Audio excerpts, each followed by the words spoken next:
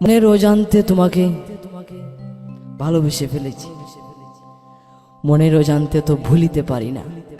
একই তবে আমার অপরাধ, একই তবে আমার অপরাধ। তোমার কি জানা নেই, কখনো কখনো জ্ঞানগত ভালোবাসাটা যে রক্তের বাঁধনের চেয়েও শক্ত হয়ে যায়, যা পৃথিবীর সব কিছুকে হার মানায়। আমি সেই ঘৃণা জানি নে আমায় গ্রহণ করবে কি না, আমি সেই ঘৃণা জানি নে আমায় গ্রহণ করবে কি না।